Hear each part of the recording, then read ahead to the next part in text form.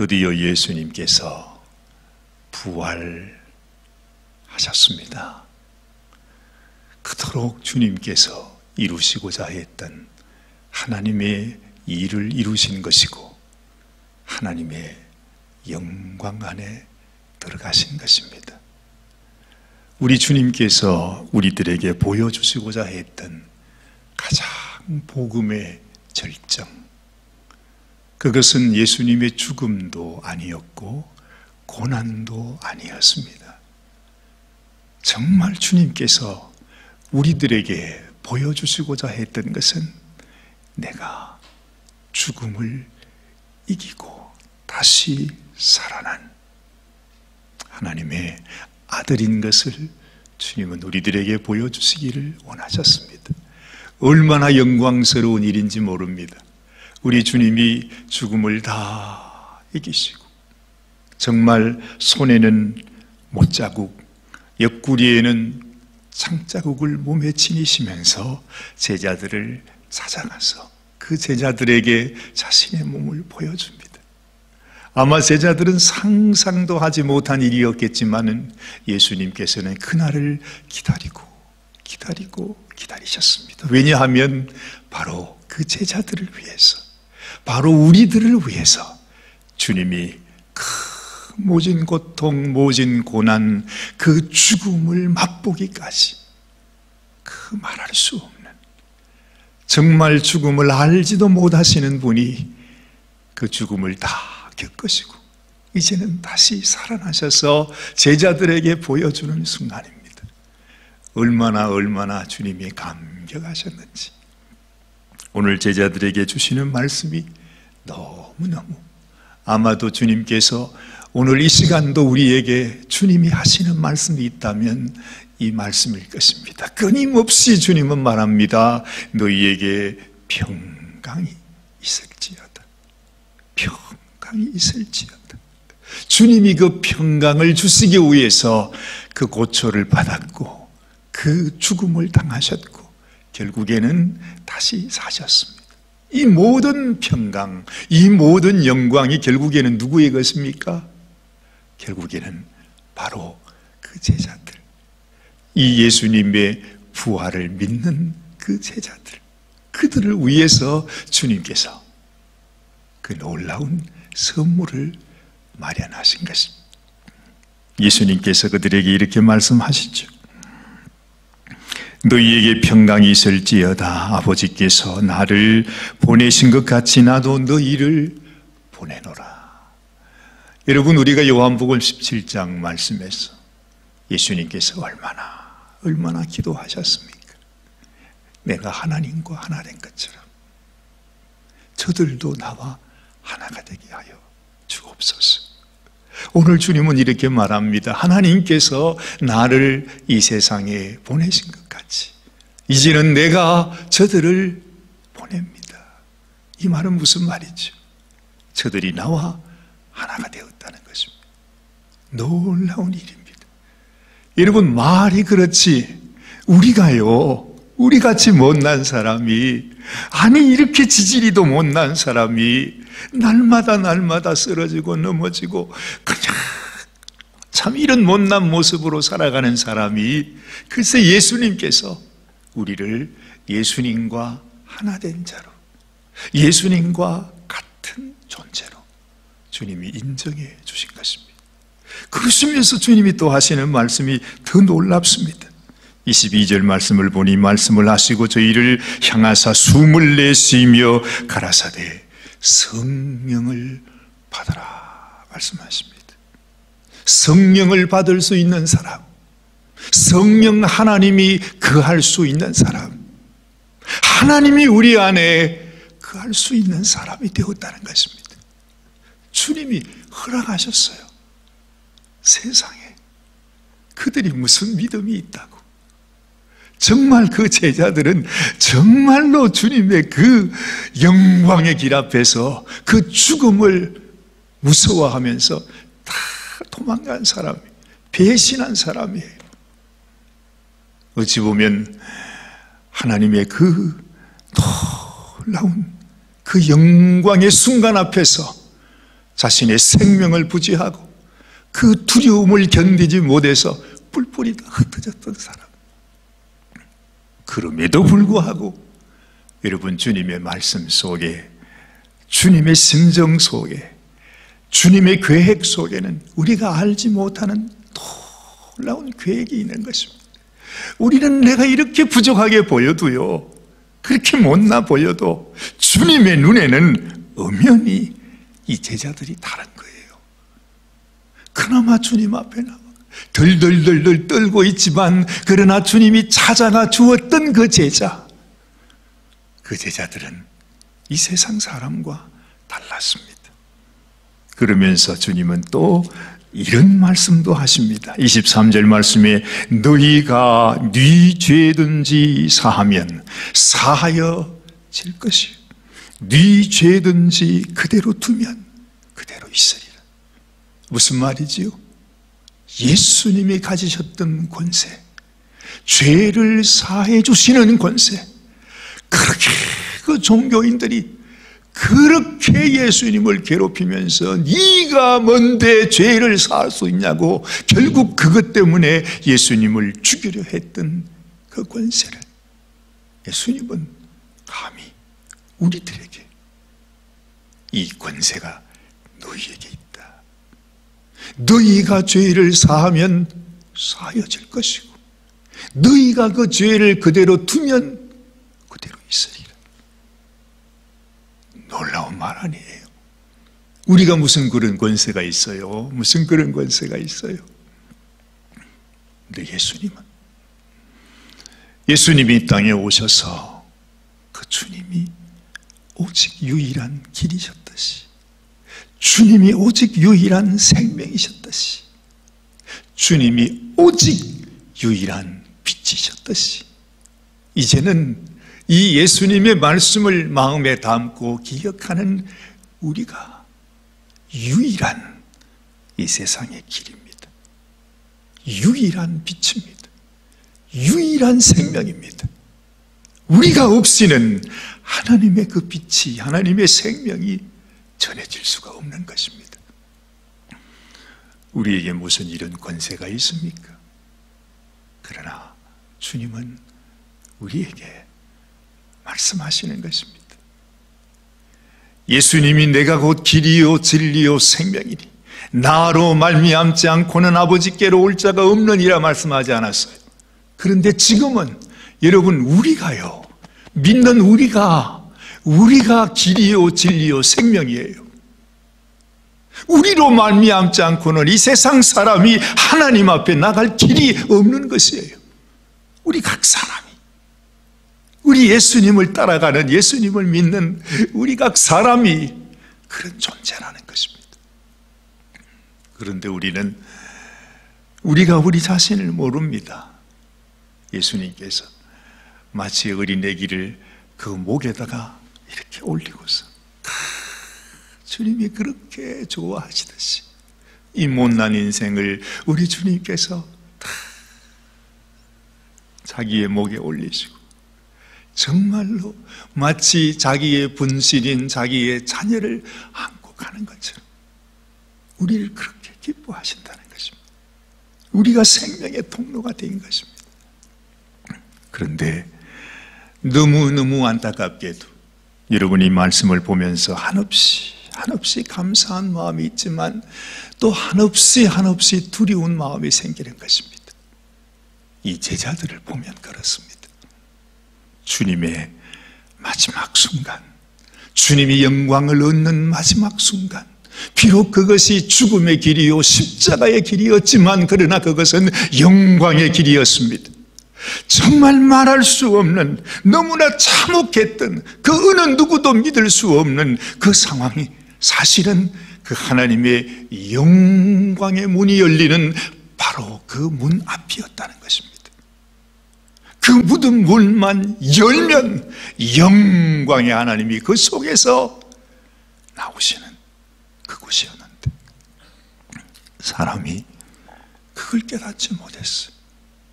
그걸 견디지 못하고, 그걸 깨닫지 못하고, 그 주님의 말씀을 순종하지 못해서 예수님의 제자 중에 한 사람 유다는 결국 그 순간에 예수님을 죽음으로 넘기는 장본인이 되고 말았다는 것입니다. 그가 충분히 안 그럴 수도 있었어요. 아니, 왜 유다가 예수님을 버립니까? 다른 사람이 될 수도 있잖아요.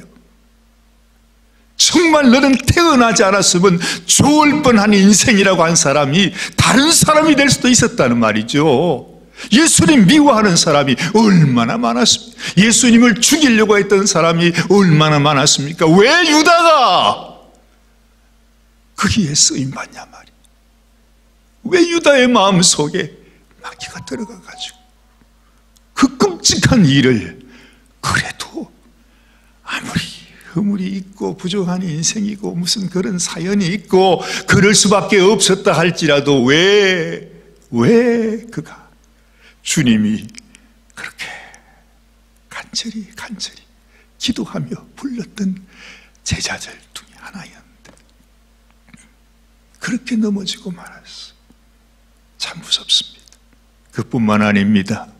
그 제자들 중에, 비록 유다는 그래도 그 제자들 중에 그래도 예수님을 그렇게 사랑했고, 정말 사랑했고, 내가 사랑한다고 장담을 했고, 생명이라도 내가 주님을 위해 드리겠습니다 하면서 칼을 꺼내가지고 정말 예수님을 잡으려고 하는 그 종의 귀를 잘라내는 용기를 가졌던 그 베드로 역시도 그 마지막 순간 더 가까이 갔는데, 주님이 죽음으로 가는 그 마지막 순간에 그도 굴복하고 말았죠. 나는 저를 모른다. 다른 사람이 물었어요. 또 다른 사람이 물었어요. 또 다른 사람이 물었어요. 그때마다 너도 저와 같이 있었지 않았느냐? 무슨 소리 하는 거냐고. 나는 전혀 관계없는 사람이라. 그렇게 굴복하고 말았습니다. 그렇게 주님을 떠나가고 말았단 말이에요. 자기 스스로 주님을 버리고 말았어. 왜? 그것만 참으면 되는데, 그 순간만 넘기면 되는데, 주님이 이제 죽음으로 들어가시면 그 죽음을 이기시고 다시 살아나실 건데, 그 마지막 그 순간에 또 넘어지고 말죠. 예수님이 부활하셨습니다. 정말 그 못자국을 보이시면서 제자들에게 주님이 그토록 그들에게 말씀하시고, 내가 이렇게 될 거라고 말하지 않았느냐. 그런데요, 제자들은 그걸 전혀 알지도 못하고 기억하지도 못했대요. 오늘 베드로와 요한이 마리아의 말을 듣고 무덤에 쫓아가서 무덤을 볼 때에도 예수님이 전에 내가 다시 살아나야 되겠다 하는 그 말을 기억하지 못했대요. 세상에 우리가 이렇게 어리석어요.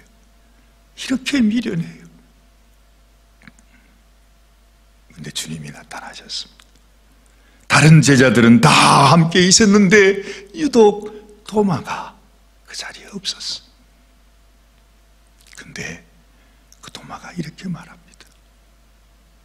그 마지막 순간 예수님은 부활하셨는데, 그래서 제자들에게 나타났는데, 그 순간에도 도마는 내가 내 손가락을 주님의 손 못자국에 넣어보지 않고는, 내가 내 손을 주님의 그 옆구리 창자국 속에 넣어보지 않고는 내가 절대로 믿지 못하겠다. 이게 도마의 고백이었습니다. 그 마지막 순간에 주님은 이미 살아나셔서 부활하셔서 제자들에게 보이고 있는 그 순간에, 비록 도마가 그 자리에 없었다 할지라도 사실은 부활하신 주님이 지금 도마와 함께 하고 있는데, 주님이 지금 함께 하고 있는데 나는 절대 못 믿는다. 너희들이 뭐라고 말해도. 이 제자들이, 다른 10제자들이 우리가 주님을 봤다고 그렇게 말하는데도 도마의 고백은, 도마의 믿음은 나는 못 믿는다는 거였습니다. 믿음이 뭔가? 믿음이 뭔가? 내가 예수님의 제자로 부름받는 게 믿음인가? 예수님 제자로 3년 동안 동거동락한 것이 믿음인가? 예수님이 죽는 그 순간까지도 주님과 함께 겟세마네 동산에서 밤을 새며 간절히 기도하면서 그 기도하는 주님과 함께 있었던 그게 믿음인가? 아니요. 믿음이 무엇입니까? 믿음은 주님이 원하시는, 주님이 계획하시는, 주님이 우리를 위해서 이루시고자 하시는 그 부활의 순간까지 내가 포기하지 않고, 낙심하지 않고, 시험 들지 않고, 내가 주님을 원망하지 않고, 두려워하지도 않고, 주님이 싫어서 우리 주님 믿다고 말하지도 않고, 주님을 믿고 주님을 따라 주님 가시는 그곳까지, 그 길이 죽음의 길이라 할지라도 끝까지 주님과 함께 동행하는 것. 믿음, 과연 믿음이 뭔가? 우리는 유다 같은 사람이 될 수도 있고, 베드로와 같은 사람이 될 수도 있고, 토마와 같은 사람이 될 수가 있어. 사람마다 그 예수님의 제자들이다. 다 똑같이 실패했어요. 우리도 실패할 수밖에 없는 인생이에요. 그런데 이런 우리들에게 주님은 나타나셔서 평강이 있을지어다 말씀하시면서, 내가 볼 때는 분명히 불합격인데, 내가 볼 때는 분명히 실패했는데, 내가 볼 때는 정말 나는 주님에게서 떨어져야만 하는 불합격한 그 인생인데, 우리 주님은 우리에게 자신의 못자국, 장자국을 보여주면서 믿어야 한다. 도마야, 믿어야 한다. 너는 본고로 믿느냐? 보지 못하고 믿는 것이 복되다. 이렇게 말씀하십니다. 이렇게 사도 요한은 우리들에게 이 말씀을 우리에게 전해주면서, 오직 이것을 기록함은 너희로 예수께서 하나님의 아들 그리스도이심을 믿게 하려 함이요, 또 너희로 믿고 그 이름을 힘입어 생명을 얻게 하려 함이니라. 여러분, 이 믿음의 마지막 순간까지 우리도 꼭 주님 앞에 믿음으로 생명을 얻는 이 놀라운 축복이 저와 여러분들의 축복이 되시기를 바랍니다. 기도하십시다. 하나님, 오늘 이 아침에도 주님이 우리에게 들려주시는 주님의 말씀은, 너희가 참으로 온전한 믿음의 사람이 되라고. 유다도 넘어졌고, 베드로도 넘어졌고, 도마는 끝까지 믿지 않겠다고 그렇게 고집을 부리고 있었지만, 주님은 그 도마에게도 찾아오셔서 너는 나의 제자라, 나의 사람이라, 하나님이 나를 이 세상에 보낸 것 같이 너는 내가 이 세상으로 보낼 나의 제자라고, 주님은 그 믿음 없음을 다시 일으켜 세우시고 믿음을 넣어주셨습니다.